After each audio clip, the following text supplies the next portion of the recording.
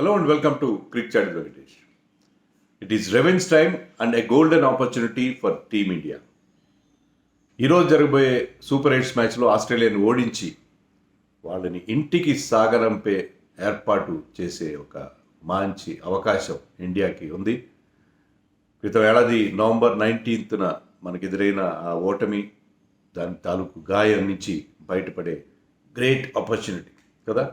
చూడాలి మన వాళ్ళు ఎంతవరకు ఈ అవకాశాన్ని ఉపయోగించుకుంటారు. అది ఆస్ట్రేలియా అంత ఈజీ ఏం కాబోదు. వాళ్ళు మనం గెలిచినంత మాత్రాన వాళ్ళు అవుట్ అయినట్టు కాదు. India has to win against Australia and రేపు జరగబోయే మ్యాచ్లో Afghanistan has to beat Bangladesh. అప్పుడే ఆస్ట్రేలియా నాకౌట్ అవుతుంది. యాక్చువల్లీ ఇండియాకు కూడా ఇప్పటికీ సెమీఫైనల్ బెర్త్ ఖాయం కాలేదు. ఎందుకంటే ఒకవేళ ఆస్ట్రేలియా మన మీద చాలా పెద్ద తేడాతో గెలిచి, అలాగే ఆఫ్ఘనిస్తాన్ బంగ్లాదేశ్ని చాలా పెద్ద మార్జిన్తో ఓడిస్తే అప్పుడు ఇండియా కూడా డేంజర్ ఉంటుంది. కానీ ఇప్పుడున్న పరిస్థితుల్లో India is in pole position. India బెటర్గా ఉంది. ఖచ్చితంగా సెమీఫైనల్కి వెళ్ళడానికి మంచి అవకాశం ఉంది. ఎందుకంటే మన నెట్ రన్ రేట్ 2.4 ఉంది. మన నెట్ రన్ రేట్ 2.4 ప్లస్ 2.4 ఉంది. వెరాజ్ ఆస్ట్రేలియా నెట్ రన్ రేట్ పాజిటివ్గానే ఉంది, ప్లస్లోనే ఉంది, 0.22 మాత్రమే ఉంది. ఆఫ్ఘనిస్తాన్ నెట్ రన్ రేట్ చూస్తే అది మైనస్లో ఉంది.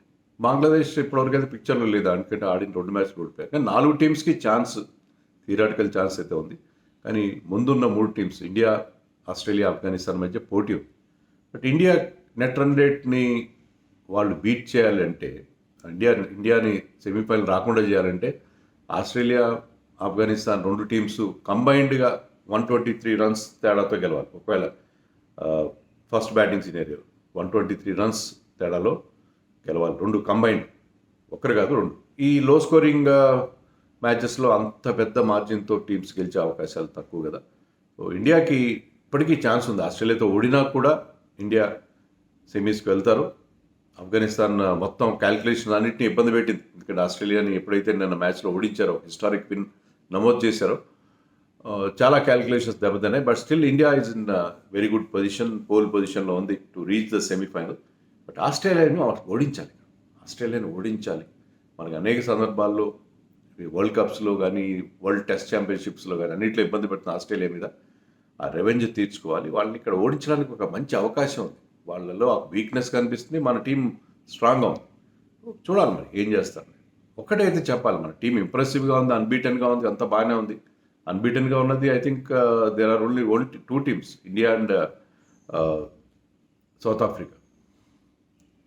అయితే మనం ఇక్కడ గుర్తుపెట్టుకోవాల్సిన విషయం ఏంటంటే, ఇప్పటివరకు మనం సెనా కంట్రీస్ ఒక్కదంతా కూడా ఆడలేదు.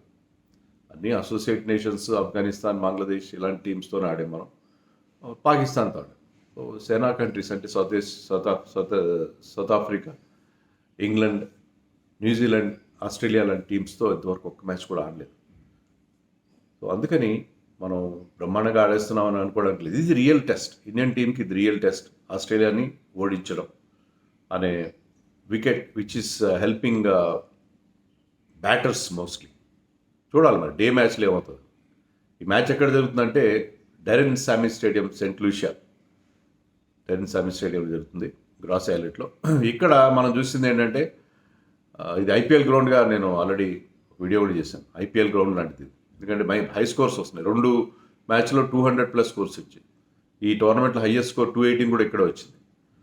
సో మనం ఇక్కడ జరిగిన మ్యాచ్లు చూస్తే, 4 మ్యాచ్ల్లో చూస్తే 2 మ్యాచ్ల్లో ఫస్ట్ ఇన్నింగ్స్ స్కోర్ 180 వచ్చింది, మినిమం 180 వచ్చింది. 2 మ్యాచ్లో 200 దాటింది. ఒక్క మ్యాచ్లో, అంటే ఇక్కడ జరిగిన లాస్ట్ మ్యాచ్, డే మ్యాచ్, ఆ మ్యాచ్లో సౌత్ ఆఫ్రికా 163 చేశారు. స్ట్రగుల్ అయ్యారు వాళ్ళు బ్యాట్స్మెన్. సో ఇక్కడ మిగతా నేను చెప్పిన 4 మ్యాచ్లు 180+ స్కోర్స్ వచ్చిన 4 మ్యాచ్లో నైట్ మ్యాచ్. డే మ్యాచ్లో ఇక్కడ బ్యాటింగ్ అంత ఈజీగా లేదు. ఇక్కడ జరిగిన last day match, super 8 match, south Africa versus I think England అనుకుంటా. ఆ మ్యాచ్లో డే మ్యాచ్ అది. ఆ డే మ్యాచ్లో బ్యాటింగ్ కాస్త ఇబ్బంది పడ్డారు బ్యాట్స్మెన్. ఎందుకంటే డేలో పిచ్ అంత అనుకూలంగా లేదు batting. But overall it is a batting ground. అదే ఇలాంటి పిచ్ ఉండాల్సిన అవసరం లేదు. బ్యాటింగ్ అనుకూలమైన పిచ్ ఉండే అవకాశం ఉంది.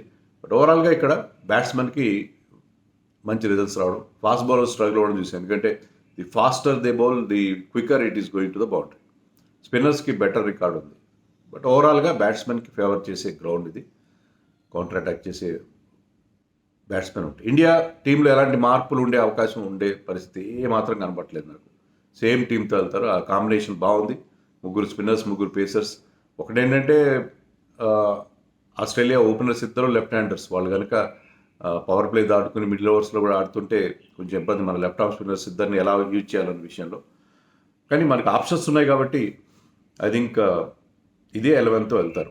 అప్రోచ్ కూడా ఇలాగే ఉంటుందా? మన బంగ్లాదేశ్ మీద చూసాం. మనం బంగ్లాదేశ్ మీద అందరూ కూడా అదే తగ్గేదేలే అన్నట్టుగా రెచ్చిపోయి ఆడారు. అదే కదా మనం ఆడాల్సిన స్టైల్. అదే ఆడాలి అనుకున్నాం మనం. అదే ఆడుతున్నారు. ఏ బ్యాట్స్మెన్ కూడా 28 బాల్స్ కంటే ఎక్కువ ఫేస్ చేయలేదు. విరాట్ కోహ్లీ అందరికంటే ఎక్కువ 28 బాల్స్ ఫేస్ చేశారు.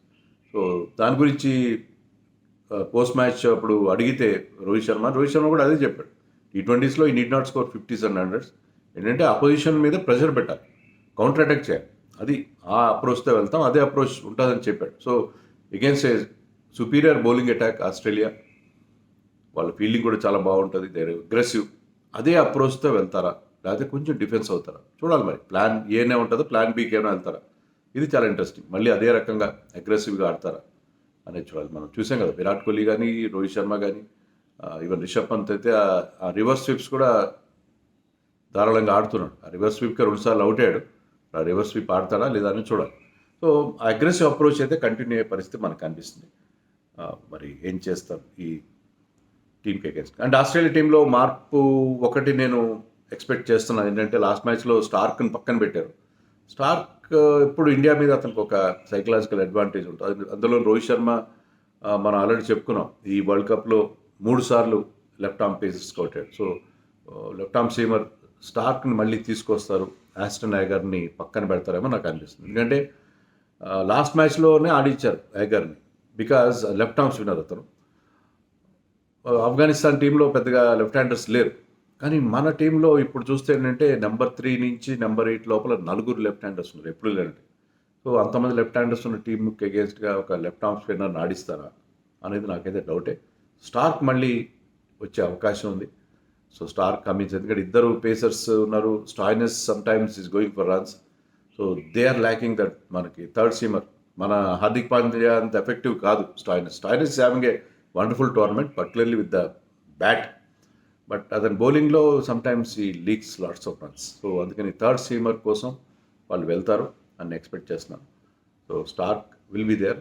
ఎందుకంటే మ్యాక్స్వెల్ ఉన్నాడు కాబట్టి యాడమ్ జాంపాతో పాటు అతనికి మంచి సపోర్ట్ ఇస్తాడు. అది spinner. Okay, Maxwell is capable of bowling at least 2-3 overs very good of spin. So అందుకని ఆ చేంజ్ ఉంటుందని చెప్పి నేను ఎక్స్పెక్ట్ చేస్తాను. Adam Zampa is the best bowler. Pat Cummins 2 hat-tricks వచ్చినా సరే యాడమ్ జాంపా ముఖ్యంగా 7 to 15 ఓవర్స్ మధ్యలో 11 వికెట్స్ తీశాడు. And is very very effective. One of the best bowlers on view in this world cup. So Adam Zampa థ్రెట్ని మన Rishabh Pant, Suryakumar, Shivam Dube last మ్యాచ్లో అతని innings అది ఎలా ఉందంటే క్యూరేట్ సెగ్ అంటారు, అట్లా గుడ్ ఇన్ ప్యాచెస్. స్టార్టింగ్లో కాస్త అటు ఇటుగా ఆడి తర్వాత 3 సిక్స్లు వరుసగా 3 ఓవర్లో 3 సిక్స్లు కొట్టాడు. సో ఆ 6 hitting ability against spinners that will be tested against Zampa. చూడాలి మరి ఎలా ఉంటుంది. అది Travis Head versus Jasprit Bumrah. ఇది కూడా చాలా ఇంప్రెసివ్గా ఉండే అవకాశం ఉంది. ఎందుకంటే ట్రావిస్ హెడ్ని Naveen ul Haq round the wicket వచ్చి ఒక ఇన్ స్వింగింగ్ డెలివరీతో అవుట్ చేశాడు. మరి Bumrah usually round the wicket prefer చేయడు. మరి చూడాలి బుమ్రా ఎలాంటి స్ట్రాటజీతో వెళ్తాడు. ట్రావిస్ హెడ్ని తొందరగా అవుట్ చేయడం చాలా అవసరం. అందులో బ్యాటింగ్ ఫ్రెండ్లీ కండిషన్స్లో Travis Head can be a dangerous player. Travis Head కానీ ఈవెన్ వార్నర్ లాస్ట్ మ్యాచ్లో ఫెయిల్ అయినా సరే we know how consistent he is. So Warner and Travis హెడ్ని ఓపెనింగ్ జోడీని బ్రేక్ చేయడంలో బుమ్రా ఎలాంటి అస్త్రాలతో ముందుకు వస్తాడనేది చాలా ఇంట్రెస్టింగ్ బ్యాటిల్. అయితే ఇక్కడ ఏంటంటే ప్రమాదం మనకి వర్షం నుంచి చాలా డేంజర్గా అనిపిస్తుంది. ఈ మ్యాచ్కి వర్షం నుంచి చాలా డేంజర్గా అనిపిస్తుంది. Rain big threat is there. Forecast కూడా అంత ఎంకరేజింగ్ ఏం లేదు. థండర్ స్టార్మ్స్ కూడా ఉన్నాయి. నిన్న కూడా వర్షం పడింది అక్కడ. సో ఈ నేపథ్యంలో మరి మ్యాచ్కి సజావుగా జరుగుతుందా లేదా అని చూడాలి. వర్షం కనుక వస్తే ఇండియాకి ఇబ్బంది లేదు. మా మ్యాచ్ వాషౌట్ అయితే మనకి ఎక్స్ట్రా ఒక పాయింట్ వస్తుంది, మనం హ్యాపీగా సెమీస్కి వెళ్ళిపోతాం.